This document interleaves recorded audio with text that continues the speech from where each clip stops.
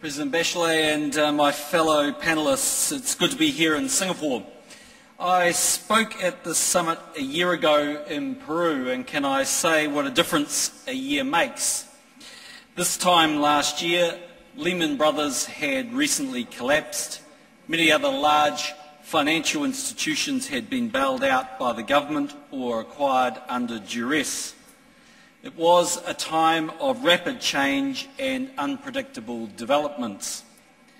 Fortunately, the world has responded well to this crisis. The extraordinary measures by governments to shore up banks and develop stimulus plans have averted a catastrophe. The world's financial markets have settled down, and most countries have passed the worst of the financial and economic crisis. But it would be foolish to think that everything is back to normal. In particular, high private sector debt and rapidly rising public debt will be a major issue for many countries. With financing harder to come by than in the past, growth prospects will be subdued for a while yet. I want to offer a few thoughts today on the crisis and its aftermath. These are from the perspective of a small country whose fortunes depend to a considerable extent on what is happening elsewhere in the world. That is no criticism of globalisation. New Zealand is actually testament to its potential. We are a small and very open country. We are descendants of immigrants from Polynesia, Europe, Asia and elsewhere, and we have created a unique Kiwi identity. We are a nation built on imported capital, and from our earliest days, that has been the lifeblood of our economy. Our farm exports in particular provide the base on which New Zealand's prosperity lies. We feel the pain when our access to overseas markets is threatened or when our exchange rate fluctuates wildly because of external factors. So we know about the exposure to risk that small economies must deal with. What the economic crisis has reinforced is that small economies can get badly knocked about by the shockwaves of global upheaval. Policy choices by the powerhouse economies can have far-reaching effects and effects that are hard to predict.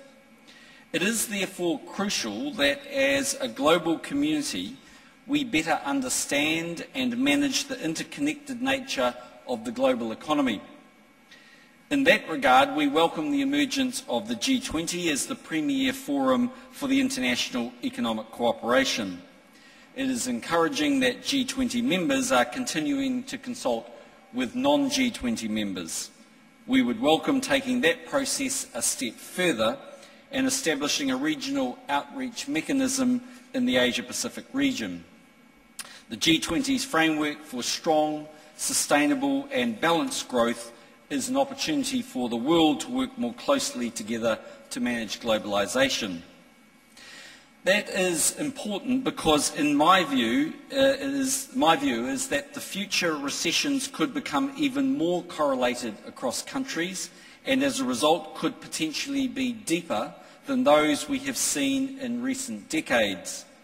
That is because the world's economies are becoming more and more interconnected, and the flow of information around the globe is only going to get faster and more comprehensive.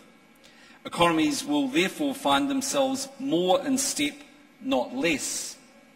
So in global forums like the G20 and in regional forums like APEC, we need to think seriously about the future economic cycles that affect us all. The topic of this summit is what APEC can do for business, so here's my shopping list. At the top is a continuing focus on economic policies to resolve global imbalances. Second is a renewed commitment to free trade. Third is a considered and coordinated look at financial regulation. At the moment, many of the world's major economies are still breathing pure oxygen in the form of massive stimulus programs. That has got them through the crisis, but it is not sustainable.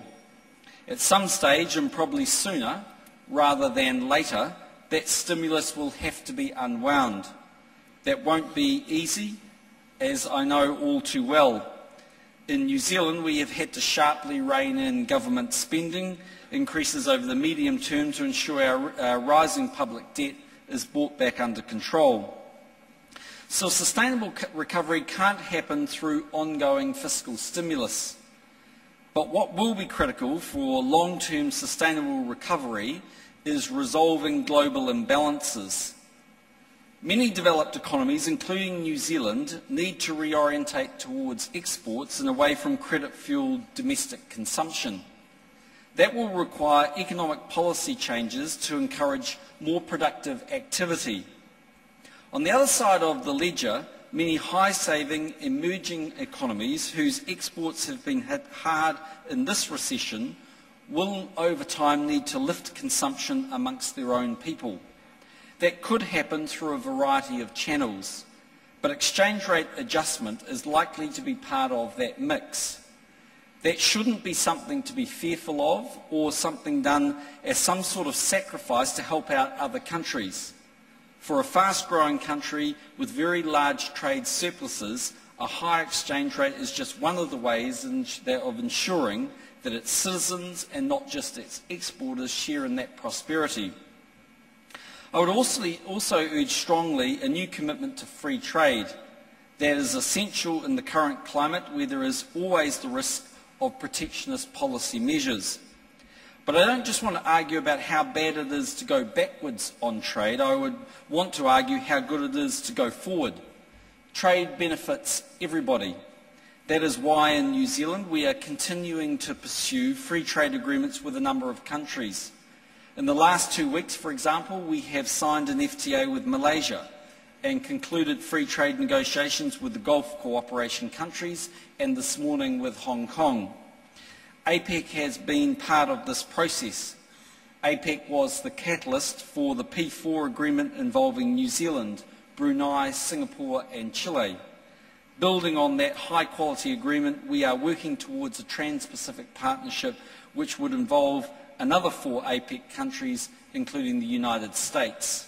That in turn could be a stepping stone to an eventual trade agreement involving all the economies in the Asia-Pacific region.